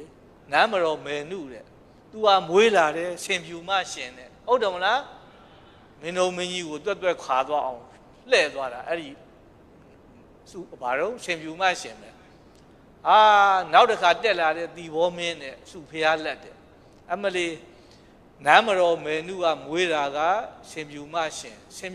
ကမွေးတာကစုဖျားလက်ပဲဗျာမတိမ်ကောဘူးအမျိုးတွေရှိရင်တော့မနာရနဲ့ပေါ့စုဖျားလက်ကမွေးတဲ့သမီး၄ယောက်လေနောက်ပိတ်ဆုံးသမီးတော်စတုထသမီးတော်အထက်ဆုံးတကယ်သူသာဖြီးမွေနမ်းမွေကိုရမယ်ဆိုရင်သူ့ရဲ့အမေတွေအဖွားတွေကိုမိလောက်တယ်အဲ့ဒီစတုထသမီးတော်တိတ်ထက်တာပဲအထက်ကသမီးတော်တွေကကြောက်တယ်လန့်တယ်ဘာမှမလုပ်ရဲဘူးထီဟန်နန်းဟန်လည်းမပါကြဘူးလို့ပြောရမှာပေါ့လေကျန်တဲ့နှစ်ယောက်ကဒီမှာမွေးသွားတယ်တစ်ယောက်ကကိုယ်နဲ့ပါသွားတယ်သူတစ်ယောက်ပဲဟိုရောက်မှမွေးတာဆိုတော့ तू ကကလက်ပြေကိုလုံးမွေးတာကိုတီဘောမင်းလဲသေရောကလားတွေကအိမ်တော်စောင့်တဲ့ဒရဝံတွေကစပြီးတော့မြောက်ပေးကြတာတဲ့ဟေးသေပြီပေါ့လေဘယံကြီးတော်သေပြီမင်းတို့ကြိုက်တဲ့သမီးတော်တွေမင်းတို့ယူကြဆိုတော့ကလားတွေကဆွဲလာရန်လာလုပ်တာတဲ့သမီးတော်တွေကိုစတုထသမီးတော်ကဓာတ်ကင်နေပြီးတော့တက်ရဲတဲ့လူတက်ကြည်စမ်းဆိုအဲ့လိုကို तू ကခုခံခဲ့တာတဲ့ကြံတဲ့သမီးတော်တွေကအမလီကြောက်လို့ဘာမှလုပ်ရဲဘူးတဲ့ဗမာသွေးပါတာကိုကြံတဲ့လူတွေကကြောက်တာဟိုသမီးတော်ကတော့အိန္ဒိယရောက်မှမွေးတာဆိုတော့ထက်တယ်လေကလားသွေးနဲ့ဆိုတော့အဲ့လိုတွေမျိုးရိုးကအဲ့ဒီတိုင်းနမ်းမတော်မယ်နုအကြောင်းတော့ကြားဦးရမှာပေါ့ကြောက်လိုက်ရတာသူ့ယောက်ျားကြီးကစကိုင်းမင်းကမိဖုရားကြီးကိုချစ်လွန်းတော့မယ်နုတဲ့နုဆိုတဲ့စကားလုံးကိုနေပြီးတော့မှမသုံးရဘူးဆိုတော့အမိန့်တွေကိုထုတ်တာမကြီးရွယ်လေးနုလိုက်တာလို့မပြောရဘူးတဲ့မကြီးရွယ်လေးတွေထွတ်နေပြီလို့ပြောရတယ်အဲ့လောက်ထီအောင်ကိုဘရင်အပေါ်မှာလွှမ်းမိုးနိုင်တဲ့လူအဲ့ဒီနမ်းမတော်မယ်နုကကြောက်စရာသိကောင်းတာပေါ့မျိုးရိုးတွေအဲ့ဒီတော့ဒီဆရာတော်ဥပုပ်ကအဲ့ဒီနမ်းမတော်မယ်နုကကိုးကွယ်တာအဲ့ဒီတော့စဉ်းစားကြည့်ပေါ့ပြီးနေပြီလေမိဘခေါင်းကြီးကကိုးဝယ်တဲ့ဘုန်းကြီးပဲဆိုတော့တေချာပေါ့သာသနာပိုင်တက်ဖြစ်တော့မှာပဲအကုန်လုံးဝန်ကြီးတွေကတော့အဲ့ဒါမိဖုရားကြီးရဲ့မျက်နှာကိုကြည့်တယ်ပြီးတော့အဲ့ဒါလိုတွက်ကြတာပေါ့ထင်ကြတာပေါ့သို့တော့ဆရာတော်ဥပုပ်နဲ့စကိုင်းမင်းနဲ့ကမတည့်ဘူးမတည့်တာဆိုသူ့ကိုငေါက်လုံးတော့မတည့်တာဘယ်နေရာဖြစ်သူ့ကိုမျက်နှာသာမပေးဘူးဆရာတော်ကြီးကတကယ်ကိုလောကရေးဓမ္မရေးမှာဓမ္မရေးရတာစာတတ်တာလောကရေးကြ तू ချိုရင်းနေတာဘယ်တကားတကမကိုဘယ်လိုဆက်ဆံရမယ်ဘယ်လိုပြောရမယ် तू ဘာမှနားမလဲဘူးသူ့အဖေလာတာတောင်စကားမပြောလို့သူ့ဖေကမင်းမှနေနိုင်တာမဟုတ်ငါလည်းနေနိုင်တာပဲတစ်သက်လုံးမလာဘူးဆိုအဟုတ်ကိုသေတဲ့ချိန်တည်းအောင်တခါမှသားဖာနှစ်ယောက်ပြန်မတွေ့တော့ဘူးတဲ့အဲ့လောက်ထီအောင်ကြောက်စရာကောင်းတာဆရာတော်ဥပုပ်ကအခုလည်းပဲသူ့ထင်ကြတာပေါ့သာနာပိုင်ကတော့မိဖုရားကြီးခေါင်းကြီးကကိုးဝယ်တာပဲနော်ဒါမူကြီးမယားတွေရောတိုင်းသူပြည်သားတွေကတော့ဆရာတော်တန်ဃာတွေရောတစ်ပြေးကြတာအားလုံးကသဘောတူနေကြပြီကဲဘယင်ကြီးသွားလျှောက်ကြစို့ဆိုအဲ့ဒါမှတ်တာဘယင်ကြီးကတခွန်းနဲ့ပဲ တခွန်းနဲ့ပဲအေးသာသနာပိုင်းဆိုတာနေရာတကာပါတာဗျနော်လောကကြီးဓမ္မကြီးမှာပါတာမင်းတို့ဆရာတော်ကဓမ္မကြီးသာကျွမ်းကျင်တာစာသာတတ်တာလောကကြီးလူမှုရေးဘာမှနားမလည်ဘူးအကြောင်းကိစ္စရှိငယ်ဆိုရင်ကြီးငယ်ရှိလို့ရှင်သာသနာပိုင်းဆိုတာနေရာတကာပါတာမင်းတို့သွားလျှောက်ရဲလားငါတော့မလျှောက်ရဲဘူးဗျသွားရောအဲ့ဒီတစ်ချက်တည်းနဲ့သာသနာပိုင်းမဖြစ်တော့ဘူးသာသနာပိုင်းတဲ့မဖြစ်တော့ဘူးဘလောက်တောင်ကြောက်စရာကောင်းတယ်ဒါကြောင့်မို့ပုဂ္ဂိုလ်တယောက်ဟာလောကကြီးရောဓမ္မကြီးရောကျွမ်းကျင်မှုလိုအပ်တယ်တဲ့အမိခံဖြစ်မဲ့ပုဂ္ဂိုလ်ဟုတ်ဘူးလားအဲ့ဒါဘုန်းကြီးအများကြမ်းဖန်ပြီးတော့ရှောက်ပြောနေထင်းမင်းနေအောင်နော်အဲ့ဒါဗုဒ္ဓမြတ်စွာဟောကြားသွားတဲ့တုတ်တန်တရားတော်တွေမှာအတိအကျပါတယ်ဟုတ်တယ်မလားနော်အဲ့ဒါနံပါတ်1အချက်ပဲအကြာကြီးမပြောပါဘူးအချိန်ကသိမရှိတော့ဟုတ်တယ်မလားနော်နံပါတ်3ချက်တော့ပြောဦးမယ်နံပါတ်3ချက်ကြတော့အမိခံဖြစ်တဲ့ပုဂ္ဂိုလ်ဟာပတ်ဝန်းကျင်အတိုင်းဝိုင်းအကောင်လည်းရှိရမယ်လောကမှာလူတွေဆိုတာတယောက်တည်းနေလို့မရဘူးဟုတ်တယ်မလားအမိကောင်းအဖကောင်းဆရာကောင်းတမကောင်းဆွေကောင်းမျိုးကောင်းပတ်ဝန်းကျင်ကအတိုင်းဝိုင်းကောင်းတယ်လေရှိရမယ်တဲ့ဗျအဲ့ဒီပုဂ္ဂိုလ်ဟာရှိရမယ်တဲ့နော်ဆိုလိုတာကတော့ဘုရားမြတ်စွာကတခါတုန်းကအရှင်အာနန္ဒာကလျှောက်တာမှတ်တယ်အရှင်အာနန္ဒာကလျှောက်တာအရှင်ဘုရားတဲ့လောကမှာလူသားတယောက်ကပတ်ဝန်းကျင်ခေါင်းနဲ့တွေ့ပြီဆိုလို့ရှိရင်တော့သူလှုပ်ချင်တဲ့အလုပ်ကိုတဝက်တော့ပြီးပြီထင်တယ်ဘုရားအရှင်အာနန္ဒာကလျှောက်တာသူ့အယူဆကိုတခါမှလည်းပိဋကတ်တွေရှင်းတဲ့ခါမှာနှစ်ပါးတည်းရှိတဲ့ခါရှိမှာပေါ့ဟုတ်တယ်မလားနော်ဗုဒ္ဓမြတ်စွာဆိုလို့အနာနာမှာပိဋကတ်တွေအချိန်ပြည့်ရှိနေတာဟုတ်ချင်မှာဟုတ်မှာအဲ့တော့အရှင်အာနန္ဒာကဆွေးနွေးတဲ့အနေနဲ့နှီးနှောတဲ့အနေနဲ့သူ့ရဲ့အယူဆလေးကိုရှောက်တာလောကမှာဗျာလူသားတယောက်ကပတ်ဝန်းကျင်ကောင်းလိုအပ်တယ်လို့တပည့်တော်ထင်တယ်ပတ်ဝန်းကျင်ကောင်းသာရှိနေရင်အဲ့ဒီပုဂ္ဂိုလ်ကနော်သူလှုပ်ချင်တဲ့အလုပ်ကိုတဝက်တော့ပြီးလိမ့်မယ်ထင်တယ်လို့သူ့ရဲ့အယူဆကိုရှောက်တော့ဗုဒ္ဓမြတ်စွာကတားတာအာနန္ဒာအဲ့လိုမပြောနဲ့အဲ့လိုမပြောရဘူးလောကမှာ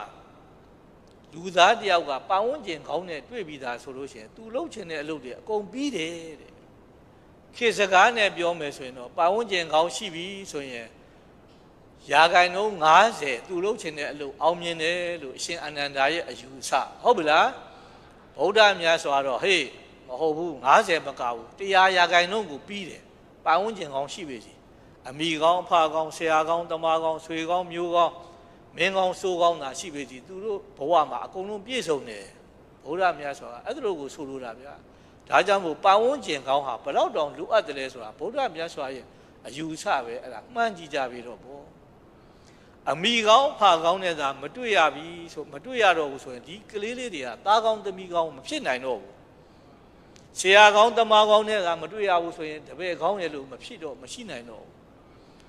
ကိုယ်တိုင်ကသားကောင်းသမီးကောင်းဖြစ်ခဲ့မှအမိကောင်းအဖကောင်းပြန်ဖြစ်နိုင်တယ်ကိုယ်တိုင်ကတပည့်ကောင်းဖြစ်ခဲ့မှဆရာကောင်းပြန်ဖြစ်နိုင်တယ်အဲ့ဒါမှတ်ထားအမိခိုသူဘဝတုန်းကကိုယ်ခန္ဓာကိုယ်ရဲ့ကိုအစာတွေပြည့်အောင်စာပေတွေသင်ရမယ်ဘုဒ္ဓတာတွေလေ့လာရမယ်အဲ့ဒီကနေပြီးတော့မှဘာဖြစ်လဲကိုကအမိခံဖြစ်ပြီဆိုရင်အဲ့ဒီပုဂ္ဂိုလ်ကတကယ်အစာပြည့်နေတဲ့ပုဂ္ဂိုလ်ဖြစ်မှာဟုတ်တယ်မလားလူတွေကမွေးလာကြတဲ့ဒီပုဂ္ဂိုလ်ကတော့မိခိုသူဒီပုဂ္ဂိုလ်ကတော့အမိခံထုံးစံမရှိဘူးမိဘနဲ့သားသမီးကအဲ့ဒီဘဝတုန်းကတော့မိခိုသူပေါ့။ तू ကအချိန်တန်ရွယ်ရောက်လို့သားသမီးတွေရလာပြီဆို तू ကအမိခံပြန်ဖြစ်မှာဟုတ်တယ်မလား။အခြေအနေနဲ့အချိန်ခါကိုလိုက်တယ်ပြီးတော့ဘဝမှာပြောင်းလဲနေရတာဖြစ်တဲ့အတွက်ဒီပုဂ္ဂိုလ်ကတစ်သက်လုံးနေတပည့်ဒီပုဂ္ဂိုလ်ကတစ်သက်လုံးဆရာဒီပုဂ္ဂိုလ်ကတော့တစ်သက်လုံးသားသမီးသာဖြစ်ပြီးတော့ဒီပုဂ္ဂိုလ်ကတော့မိဘဒီပုဂ္ဂိုလ်ကတော့တပည့်ဒီပုဂ္ဂိုလ်ကဆရာထုံးစံမရှိဘူး။တပည့်အချိန်ကတော့တပည့်ပဲဆရာဖြစ်တဲ့ချိန်ကျဆရာပြန်ဖြစ်ရမှာအဲ့တော့ကိုယ်တိုင်ကတပည့်အဆင့်တုန်းကတကယ်ကိုအစာပြည့်ခဲ့မှဆရာကောင်းပြန်ဖြစ်နိုင်တယ်ဟုတ်တယ်မလားကိုယ်တိုင်ကအမိကောင်းအဖကောင်းတွေရဲ့အဆုံးအမကိုခံခဲ့ရမှတကယ်ကြိုးကြနေမှကိုကမိဘပြန်ဖြစ်တဲ့ခါမှလည်းကိုသားသမီးတွေကိုတကယ်တမ်းကိုဆုံးမနိုင်တဲ့အမိကောင်းဖကောင်းပြန်ဖြစ်နိုင်မှာဗျာကိုယ့်လက်ထက်မှာတကြက်ရှိမှသူများကိုတမတ်ပေးနိုင်တာငါးမှုပေးနိုင်တာ တမတ်တွေငါးမှုတွေပြောနေတော့ဒီပုဂ္ဂိုလ်တွေကနားလေခြင်းမှာနားတွေမှာ30 စာပြောလိုက်တော့ဟုတ်တယ်မလားနော်တမတ်တွေငါးမှုတွေပြောနေတော့ဘုန်းကြီးကဘာတွေများပြောနေပါလဲထင်းနေတော့မှာနော်ရှေးသုံးကြီးတွေပြောမိနေတော့ကိုယ်လက်ထဲမှာ30ရှိမှသူများကိုတစ်ကြက်ပေးခြင်းလို့ရတာ9ကြက်ပေးခြင်းလို့ရတာဟုတ်တယ်မလားနော်ကိုယ်လက်ထဲမှာတပြားတစ်ချက်မှမရှိဘဲနဲ့သူများကိုတစ်ကြက်ပေးခြင်းလို့ဖြစ်ပါမလားကိုကမှဒီလောက်တက်ခဲ့တာကိုတပည့်တွေကိုလည်းသူဒီလောက်ပဲသင်ပေးနိုင်မှာပဲအဲ့ဒါမှတ်ထားကြပြီတော့ဗျာဒါကြောင့်မို့လို့လောကမှာဆရာကောင်းတမကောင်းပါဝန်းကျင်ကောင်းဆိုတာလည်းအတိအကျလိုအပ်တယ်တဲ့ဗုဒ္ဓမြတ်စွာတော့ဟုတ်ပြီလားနော်အဲ့လိုပုဂ္ဂိုလ်မျိုးနဲ့တွေ့မှအဲ့ဒီပုဂ္ဂိုလ်တွေကလည်းပဲအမိကောင်းအမိခံကောင်းဖြစ်လိမ့်မယ်တဲ့ဗုဒ္ဓမြတ်စွာအဲ့ဒါနံပါတ်ဘယ်လောက်လဲ3ပါဗျာ3ပါဗျာနော်ရှေ့တစ်ချက်တိုးကြအောင်ဆိုနံပါတ်4ချက်ကတော့တောဝသတ္တတာပြောလွယ်ဆိုလွယ်ဆိုဆုံးမလွယ်တဲ့ပုဂ္ဂိုလ်လည်းဖြစ်ရမယ်တချို့ကမဟုတ်ဘူးမာနာလေးခံတတ်တယ်ပြောဆိုဆုံးမလို့မရတတ်ဘူးဟုတ်တယ်မလားနော်နာမည်ကျော်ပုဂ္ဂိုလ်တယောက်ရှိတယ်နော်ဖျားဆုံးမလို့တောင်မရတဲ့ပုဂ္ဂိုလ်နာမည်ကျော်ပုဂ္ဂိုလ်မြင်းပြီးဆွဲမောင်ဆန်တဲ့ကြားဦးကြလားဖျားတောထွက်တုန်းကဖျားနောက်ကနေမြင်းအောက်ကလိုက်တဲ့ပုဂ္ဂိုလ်ပေါ့ဟုတ်တယ်မလားနော်အမလေးသာသနာပေါင်းဝင်နေပြီးတော့ရဟန်းခံဘုန်းကြီးဝင်ဟုတ်တယ်အခုမှလာပြီးတော့ဒီနားလေးကတာရိပုတ္တရာတဲ့ဟိုရွက်ကမောက်ကလန်နဲ့တောထွက်တုန်းကငါတယောက်ပါတာငါတယောက်ထဲရဲ့ဘယ်သူမှမရှိဘူးဘယ်သူမှပြောလို့မရဘူးကိုတော်ကြီးမပြောနဲ့နော်ဒီဘက်ကတာရိပုတ္တရာတို့မောက်ကလန်တို့ဆိုတာဖျားကနေယာဓုတွေပေးတာဘာယာဓုကြီးကြီးကွာနော်ဖျားတောထွက်တုန်းကငါတယောက်ထဲပါတာဘယ်ပုဂ္ဂိုလ်ကမှဆုံးမလို့မရဘူးဒုပ္ပစလို့စာထဲမှာသုံးထားတယ်သူနဲ့ဆန့်ကျင်ဘက်ကခုနကပြောတဲ့တောဝသတ္တတာခန္တီစတောဝသတ္တတာစဆိုတာမင်္ဂလာသုတ်တန်တရားတော်မှာပါတယ်ဟုတ်တယ်မလားပြောလွယ်ဆိုလွယ်ဆုံးမလွယ်တဲ့ပုဂ္ဂိုလ်ဟာလည်းမင်္ဂလာတရားတော်နဲ့ပြည့်စုံတဲ့ပုဂ္ဂိုလ်ပဲကျန်တဲ့ယဟန်တော်တွေဆုံးမတာပြောမိတယ်ဖျားကိုယ်တိုင်ဆုံးမတာကိုမရဘူးဖျားရှိတာဓမ္မနဲ့ခေါင်းနှိပ်မှာပေါ့ခုခေတ်စကားနဲ့ပြောတော့ပြန်မပြောနားမထောင်ဖျားသာ45နှစ်ကြာလို့တရားတော်တွေကိုအနေနဲ့ရလှက်ပတ်ဟောကြားလို့45နှစ်ပြည့်လို့ပရိနိဗ္ဗာန်ဆံသွားတယ်ဘာမှမဖြစ်ဘူးသူအဆင့်40ရှိတယ်ဒီသောတာပန်သဂရာကအနာဂံယဟန္တာဘယ်အဆင့်မှမရောက်ဘူးဒီတိုင်းကြံနေခဲ့တာ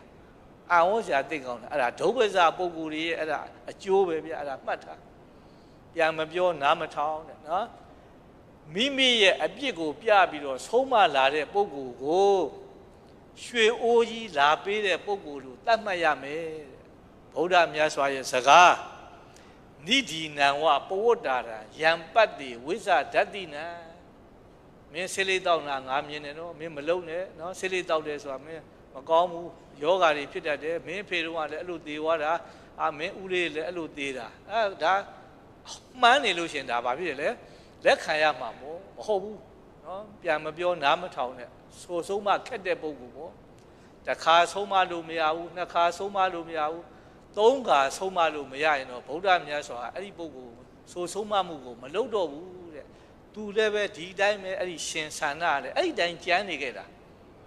သို့သောဗုဒ္ဓမြတ်စွာကသူ့ဘောမှာကျေးဇူးရှိခဲ့တော့နော်တကောင်တနွဲ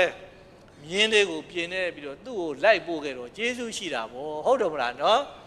အဲ့ဒီကျေးဇူးကိုဆက်တဲ့အနေနဲ့ကဲအာနန္ဒာငါမရှိတဲ့နောက်မှာသူ့ကိုတော့မင်းတို့တွေဝိုင်းဝန်းနေပြီးတော့နော်ကြက်မှတ်တဲ့ပြီးတော့ဓာန်ပေးလိုက်ပေါ့ကွာဗြဟ္မဒံတဲ့ဒီတစ်ခါကျတော့အရှင်အာနန္ဒာကရှောက်တယ်ဗြဟ္မဒံဆိုတာဘာလို့ဖြစ်ရတယ်ဩမင်းတို့တွေသူ့ပေါ်မှာဘာမှမဆုံးမနဲ့တော့ကွာသူ့ကိုအဲ့တိုင်းသာပြောလိုက်ကြတော့အရှင်ဘုရားရဲ့ဆရာဖြစ်တဲ့ဘုရားလည်းမရှိတော့ဘူးသေပြီပရိနိဗ္ဗာန်ဆံပြီးအရှင်ဘုရားတပည့်တော်တို့နဲ့လည်းအရှင်ဘုရားစကားမပြောနဲ့တော့အရှင်ဘုရားနဲ့တပည့်တော်တို့နဲ့အပေါင်းအသင်းမလုပ်ချင်တော့ဘူးအရှင်ဘုရားပြောချင်တာပြောလုပ်ချင်တာလုပ်အဲ့လိုသာသွားပြောလိုက်ဆိုဘုရားခိုင်းတဲ့အတိုင်းအရှင်အာနန္ဒာတို့အဖွဲ့ကအဲ့လိုလုပ်လိုက်တော့မှအဲ့ကြမှာလန့်ဖြန့်ပြီးတော့ဒီမဲ့ဒီအဆင့်ကိုရောက်သွားတယ်နော်သောတာပန်သဂရကအနာဂံယဟန္တာအဆင့်ကိုရောက်သွားတယ်ဒီယင်ထဲမှာဘလောက်တောင်ကြောက်ရှာကောင်းလဲဆိုအဲ့ဒီမာနဆိုတာဟုတ်တယ်မလားနော်အဲ့ဒါဒုပ္ပဇဆိုတာမာနပဲ तू ကငါလာဆုံးမနေတာ तू ကဘလောက်တက်လို့တော့ဟုတ်တယ်မလားမလီအာဝေါ်ဆရာသိကောင်းတာသူတော်ကောင်းတွေများကြတော့သူတော်ကောင်းစိတ်ဓာတ်ရှိတဲ့ပုဂ္ဂိုလ်တွေများကြတော့အရှင်ရာဟုလာကြားဥကြမှာပေါ့ဖ ရားနဲ့ဘာတော်တာတော့ဒါတော့လက်ခုပ်လေးနဲ့မြေမှုန့်တွေကိုအမြဲတမ်းကင်နေပြီးတော့ဩငါ့ကိုဆုံးမမဲ့ပုံကိုယ်တွေတွင်တင်မဲ့ပုံကိုယ်တွေနေ့စဉ်နေ့တိုင်းဟောသလိုတဲလုံးနဲ့အမြမြေမှုန့်နဲ့အမြငါ့အပေါ်မှာဝိုင်းပြီးတော့ဆုံးမမဲ့ပုံကိုယ်တွေများရှိလို့ရှင်ကောင်းနေစွာကောင်းနေစွာသူတော်ကောင်းနေဟုတ်တယ်မလားသူတော်ကောင်းနေသူတော်ကောင်းစိတ်ဓာတ်ရှိတဲ့ပုံကိုယ်တွေကြတော့အဲ့ဒီအတိုင်းပဲအဲ့ဒီအတိုင်းပဲသူတော်ကောင်းစိတ်ဓာတ်မရှိတဲ့ပုံကိုယ်တွေကြတော့เนาะသွားပြီးတော့အဲ့ဒါမလုပ်လိုက်လေနဲ့မျက်စောင်းတထိုးထိုးနဲ့နေမှာပဲကိုယ်ရှိတာကြောက်လို့မပြောရဲရှိရမယ်ပြန်ပြီးတော့မလုပ်ရဲရှိရမယ်ဟုတ်တယ်မလားတောဝသတ္တတာဂုံနဲ့ပြောလွယ်ဆိုလွယ်ဆုံးမလွယ်တဲ့ပုံကိုယ်တွေကလည်းပဲအဲ့ဒီအမိခံကောင်းပုံကိုယ်တွေရဲ့အရည်ချင်းတစ်မျိုးပါပဲတဲ့ဗျာဗုဒ္ဓမြတ်စွာတော့เนาะကဲနောက်တစ်ချက်တော့သွားကြအောင်ဆိုပေါ့စောပါသေးတယ်ဟုတ်တယ်မလားเนาะနောက်ဆုံးတစ်ချက်ကြတော့ပြောမယ်နောက်ဆုံးတစ်ချက်ကတော့မိမိရဲ့ပတ်ဝန်းကျင်ကရှိနေတဲ့ပုံကိုယ်တွေရဲ့တာရေးနာရေးကိစ္စတွေသူတို့ရဲ့အရေးကိစ္စတွေကိုလည်းပဲကိုယ့်လိုပဲစိတ်ပါဝင်စားမှုရှိရမယ်ဆောင်ရွက်ပေးခြင်းနဲ့စိတ်ရှိရမယ်ခုခေတ်စကားနဲ့သာရှင်းအောင်ပြောလိုက်ပါပရဟိတစိတ်ဓာတ်ရှိရမယ်ဟုတ်တယ်မလားကိုယ်ပတ်ဝန်းကျင်ကပုံကိုယ်တွေဒုက္ခရောက်နေပြီဆိုငါဘာများကူညီရမလဲဘယ်နေရာများဝင်ပြီးတော့တောင်တနေရာနေပါဝင်ရမလဲလို့အမြဲတမ်းအဲ့ဒီပုဂ္ဂိုလ်ကကြည်နေတာလေဗျာချောင်းနေတာပရာဟိတစိတ်ဓာတ်ရှိတဲ့ပုဂ္ဂိုလ်ပေါ့ဟုတ်တယ်မလားနော်အိန္ဒိယနိုင်ငံရဲ့ဝန်ကြီးချုပ်ရှရီနေရူတဲ့ရှရီဆိုတာမှတ်တာတီရီလို့အဓိပ္ပာယ်ထွက်တယ်ဗမာတွေကရှရီနဲ့ဆိုတာကိုနားမလည်ဘူးဖြစ်နေနော်တီရီဆိုတဲ့စကားလုံးလေးကိုသူတို့ပါဠိတက္ကတဇာန်နဲ့အတန်ထွက်တာရှရီဆိုတာတီရီလို့အဓိပ္ပာယ်ထွက်တာရှရီနေရူဆိုတာအိန္ဒိယနိုင်ငံရဲ့ဝန်ကြီးချုပ်ကြီးဗမာနိုင်ငံကသူနဲ့ခစ်ပြိုင်ပေါ့ဝန်ကြီးချုပ်ဥနုလို့ဆိုတာသူနဲ့ခစ်ပြိုင်တကယ်သူတော်ကောင်းကြီးတွေပါသူတော်ကောင်းကြီးတွေပါရှေးတုန်းကတိုင်းပြည်အုပ်ချုပ်တဲ့ပုဂ္ဂိုလ်တွေပြောပါတယ်ဟုတ်တယ်မလားနော်တိုင်းပြည်အုပ်ချုပ်တဲ့ပုဂ္ဂိုလ်တွေကလည်းအဲ့ဒီပုဂ္ဂိုလ်ကစာလေးတစ်ပုဒ်ရေးထားတာတွားတွေ့တာအံ့ဩလို့မဆုံးဘူးသူ့နိုင်ငံမှာလူဦးရေတန်းပေါင်း1400ကျော်လောက်ရှိတယ်ခဏချိန်သူရေးထားတဲ့စာလေးတစ်ပုဒ်ကသူ့နိုင်ငံသားတွေ1400နော်ကိစ္စဝိစ္စတွေဒုက္ခရောက်တာတယ်မဟုတ်ပါဘူးတဲ့တကဘာလုံးအာရှတိုက်ဥရောပတိုက်အာဖရိကတိုက်ဘယ်နေရာဖြစ်ဒုက္ခရောက်ကြပြီဆိုရင်သူ့နိုင်ငံသားတွေနဲ့အလားတူသူကသူ့ခန္ဓာကိုယ်ထဲမှာငါဘယ်နေရာများဝင်နေပြီးတော့ကူညီရပါမလဲငါရဲ့ကူညီမှုကိုသူတို့တွေဘယ်နေရာများမှာလိုအပ်တယ်လဲဆိုပြီးတော့သူ့စိတ်ထဲမှာဖြစ်တယ်တဲ့ဟုတ်တယ်မလားသူအိန္ဒိယနိုင်ငံမှာဝန်ကြီးချုပ်ပဲအိန္ဒိယနိုင်ငံတနိုင်ငံနဲ့တာရေးနာရေးကသူသက်ဆိုင်တာပေါ့မဟုတ်ဘူးတဲ့ကမ္ဘာလုံးမှာဘယ်နေရာဖြစ်ရေကြီးတယ်တဲ့ဘယ်နိုင်ငံမှာငရင်လှုပ်တဲ့ငါတို့ကဘယ်နေရာများသွားပြီးတော့ကူညီရပါမလဲအဲ့လိုစိတ်ဓာတ်မျိုးသူခန္ဓာကိုယ်ထဲမှာအမြဲတမ်းမွေးတယ်ဗျာသူတော်ကောင်းစိတ်ဓာတ်ရှိတဲ့ပုဂ္ဂိုလ်တွေဟုတ်တယ်မလားအံ့ဩစရာသိကောင်းတာပေါ့အဲ့လိုပုဂ္ဂိုလ်မျိုးတွေနဲ့အဲ့လိုအုပ်ချုပ်တဲ့ပုဂ္ဂိုလ်အဲ့လိုအမိခံကောင်းတဲ့တွေ့ခဲ့တဲ့ပုဂ္ဂိုလ်တွေမိခိုသူပုဂ္ဂိုလ်တွေကံကောင်းကြတဲ့ပုဂ္ဂိုလ်တွေပေါ့ဗျာဟုတ်တယ်မလားနော်အဲ့လိုမှမဟုတ်ဘဲနဲ့အဲ့ဓာတွေနဲ့ဆန့်ကျင်ဘက်မိခိုသူနဲ့တွေ့တဲ့ပုဂ္ဂိုလ်တွေကတော့အကုန်လုံးပက်လက်လန်ကြပြီးတော့ပေါ့နော်ကိုယ့်ရဲ့အတိတ်ကံကြီးဉာဏ်ဖြင့်လို့ဒီလိုလူမျိုးတွေနဲ့လာတွေ့ရတယ်ဟာဆိုပြီးတော့ဟုတ်တယ်မလားနော်ဒေဝဒတ်လိုပုဂ္ဂိုလ်မျိုးကလည်းပဲဇာလန်းတစ်ခုထဲမှာပါတတ်ပါတယ်ဗျာဘယ်တော့မှဇာလန်းတွေကိုလိုက်ကြည့်ချောမောနဲ့ဘယ်တော့မှမပြီးဘူးတနေရာတောင်တနေရာနေချီထိုးခံမဲ့လူကန့်လန့်တိုက်မဲ့လူကတော့ပေါ်လာတာကြီးပဲဟုတ်တယ်မလားနော်အဲ့ဒါလိုပဲသဘောထားကြပြီးတော့ကိုဘွားကိုဟုတ်တယ်မလားနော်ဘာမှမတတ်နိုင်တဲ့အတူကတော့ဒီတိုင်းပဲနေရမှာပဲဟုတ်တယ်မလားနော်ခန္တီစကိုအနဲ့ပေးလိုက်ပေါ့ခန္တီစမနိုင်၍သီးခံရခြင်း၎င်းဆိုပြီးတော့အဲ့လိုသာအနဲ့ပေးလိုက်ကြပြီတော့ဟုတ်တယ်မလားနော်ကဲအဲ့ဒါအမိခံပုဂ္ဂိုလ်တွေရဲ့အချက်5ချက်တည်းဗျာအမိခံပုဂ္ဂိုလ်တွေရဲ့အချက်5ချက်အဲ့တော့ခဏ60နှစ်ပြည့်ပြီတဲ့ဓမ္မရန်တီဆရာတော်60နှစ်ပြည့်ပြီဟုတ်တယ်မလားနော်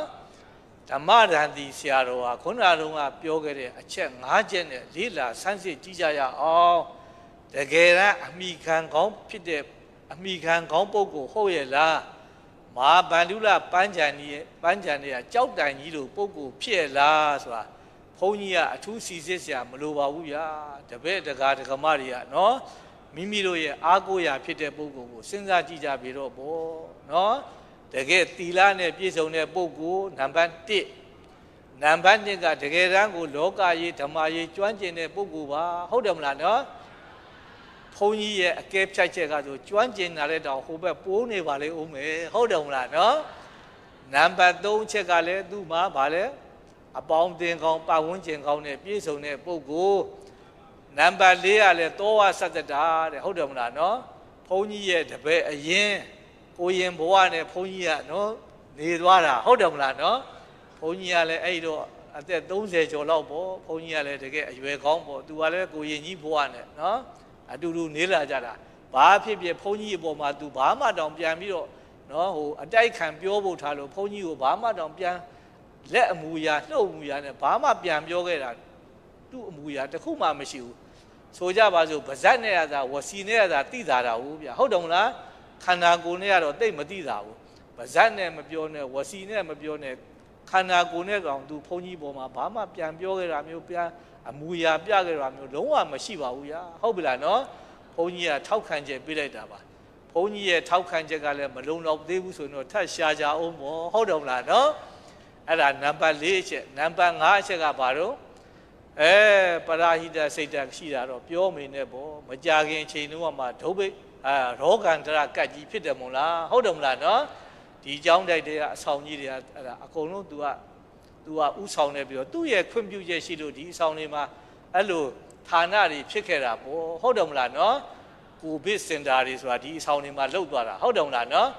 ခဏအချိန်မှာသာယောဂီတွေနဲ့နော်နေကြတာအဲ့ဒီအချိန်တော့ဒါတွေကကိုဗစ်စင်တာတွေဖြစ်တယ်ပြီးတော့ဒါကြောင့်မို့လို့အရှင်ဖျားတို့တွေဥစဉ်နေကွင်းနေတွေလည်းအမိခံကောင်းဖြစ်တဲ့ပုဂ္ဂိုလ်ဟုတ်တယ်မလားနော်စိတ်ချလက်ချဘလို့ပဲမှီးနေဂျွန်းပြက်ပြီးတော့ပဲမှီးနေပါစေအောင်တော့လဲသွားမယ်ပုဂ္ဂိုလ်မဟုတ်တဲ့ပုဂ္ဂိုလ်တေးကြပါသေးဗျာဟုတ်ပလားနော်ဒါကြောင့်မို့ခဏဗုဒ္ဓမြတ်စွာရဲ့နာထတုတ်တန်တဲ့စကားလုံးလေးနှလုံးနဲ့ရနော်နာထတဲ့အဲ့ဒါလေးကိုဘုန်းကြီးကဗမာလိုဓာတ်ရိုက်ပြန်လိုက်တယ်အမိနော်တစ်သလုံးမှတ်ထားကြပေါ့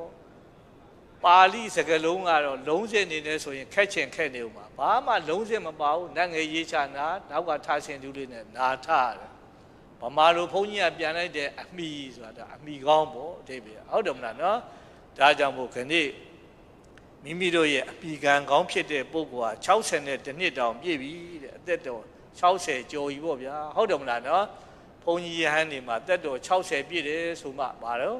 ဟိုလူယိုသေးရှင်ယိုသေးဆိုကြပါစို့အရွယ်ကောင်းမယ်လူဝတ်ကြောင်တကားမတွေကြတော့60ပြည့်ပြီဆိုရင်ပင်စင်ပေးကြတာတခါတုန်းကဦးစင်းတစ်ပါးကနိုင်ငံတော်ကိုစာတင်းလာသေးတယ်ဘုန်းကြီးရဟန်းနေဝန်ထမ်းနေကြတာနိုင်ငံတော်တန်ခါမဟာနာယကတဲ့မြို့နယ်တန်ခါနာယကတဲ့အသက်60ပြည့်ရင်အဲ့ဒီပုဂ္ဂိုလ်တွေလည်းပင်စင်ပေးပါဟာ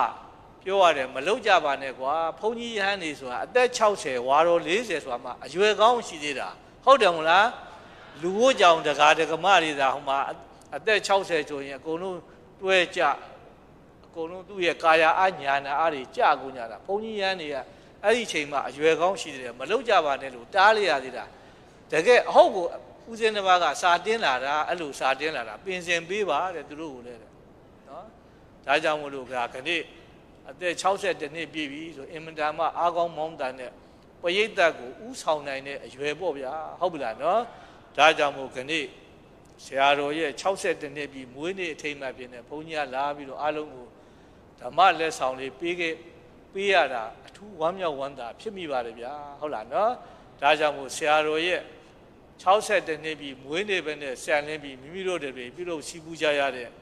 ဒါနကုသိုလ်သီလကုသိုလ်ဘာဝနာကုသိုလ်အစုစုတို့ကြောင့်အားလုံးသောသူတော်စင်အပေါင်းတို့သည်မိမိရဲ့အကျိုးသူတစ်ပါးရဲ့အကျိုးသာသနာတော်ကြီးရဲ့အကျိုးကိုထမ်းဆောင်နိုင်တဲ့ပုဂ္ဂိုလ်ဒုပုဂ္ဂိုလ်မြတ်တွေဘဝဆက်တန်းဖြစ်ကြပြီးတော့မအိုရာမနာရာမတိရာအားလုံးသောဆင်းရဲခတ်သိမ်းတို့ရဲ့ကင်းကျင်ရာဖြစ်တဲ့အသင်္ကတဓာတ်နိဗ္ဗာန်မြတ်ကိုလျင်မြန်စွာမျက်မှောက်ပြုနိုင်ကြပါစေကုန်သောဟု၍ ပဋ္ဌနာအောင်စုပြုလိုက်ကြကုန်ရာတည်း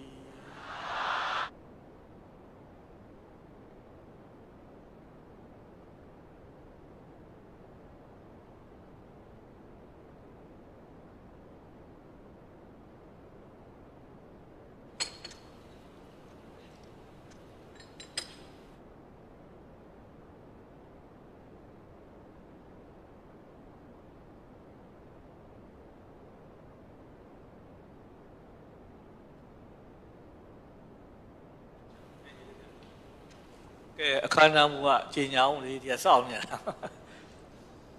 သူတို့ခိုင်းတဲ့အတိုင်းလုပ်ရမှာအောင်စားဒီတော်ရှင်ဆရာတော်ရှင်သူမြတ်ဗျာလူရမှုစုစုတွဲရင်းဆက်သွန်းချအမြတ်တမ်းပေးဝေပေးတော်မူပါရန်ဘုရားတပည့်တော်ခြေတော်ဆုံးခိုင်ရည်သေးစွာလျှောက်ကြပါသည်ဗျာကဲနော်ဘုန်းကြီးကလည်းပဲဓမ္မဒေသနာဘာဝနာကုသိုလ်ဖြစ်တယ်မိမိသိသလောက်မျှဝေပေးရတာဟုတ်တယ်မလားနော်တရားနာတဲ့ပုဂ္ဂိုလ်တွေမှာလည်းဓမ္မတဝနာကုသိုလ်ဖြစ်တယ်ဓမ္မဒေသနာနဲ့ဓမ္မတဝနာဆိုတာဘာဝနာကုသိုလ်ပါတယ်ဗျာဒါနကုသိုလ်တည်တဲ့ပုဂ္ဂိုလ်များတယ်သီလကုသိုလ်များတဲ့တည်တဲ့ပုဂ္ဂိုလ်များတယ်တော့ကြဘာဝနာကုသိုလ်ဆိုတာဘာမှမသိပဲနေမှာဆိုလို့ဟုတ်ပြီလားနော်